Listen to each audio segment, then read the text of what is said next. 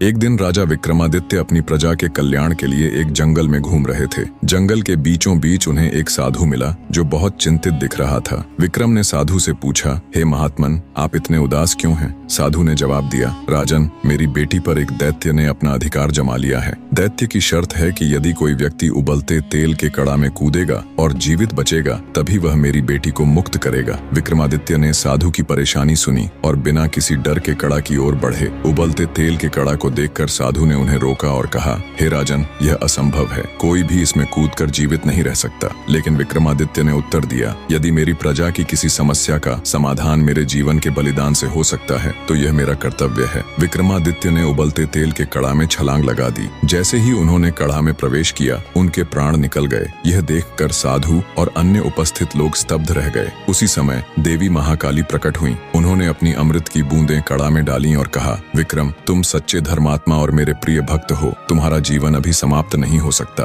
अमृत की बूंदों ने विक्रमादित्य को पुनर्जीवित कर दिया। विक्रम जीवित होकर कड़ा से बाहर आए। यह देखकर सभी लोग चमत्कृत रह गए। यह घटना देखकर कुटिया के पीछे छिपा दैत्य प्रहरी भी हैरान रह गया। उसने विक्रमादित्य के साहस और निस्वार्थ बलिदान को देखकर अपना रूप प्रकट किया और कहा, हे राजन, आपने अपने साहस और धर्म के प्रति अडिगता से मेरा मन जीत लिया है। मैं दैत्य कुल का प्रहरी हूँ, लेकिन आज से मैं आपका अनुगामी बन गया। जब भी आपको मेरी आवश्यकता होगी, मेरा आह्वान करें, मैं आपकी सेवा में हाजिर रहूंगा। विक्रमादित्य ने दैत्य प्रहरी का आभार व्यक्त किया और साधु से कहा, अब उस बालक को राजकुमारी का हाथ दिया जाए। साधु ने यह संदेश राजकुमारी के पिता तक पहुंचाया। राजा ने यह सुनते ही कुटिया की ओर प्रस्थान किया। राजा ने कुटिया में पहुंचकर अपनी पुत्री को पहली बार देखा। वह उसे देखकर अत्यंत प्रसन्न हुए। राजा ने विक्रमादित्य और उस युवक को धन्यवाद दिया। इसके बाद राजकुमारी और उस युवक का विवाह बड़े ही धूमधाम से संपन्न हुआ। राजा ने इस अवसर पर विशाल भोज और उत्सव का आयोजन किया। सभी कार्य पूर्ण होने के बाद विक्रमादित्य ने साधु,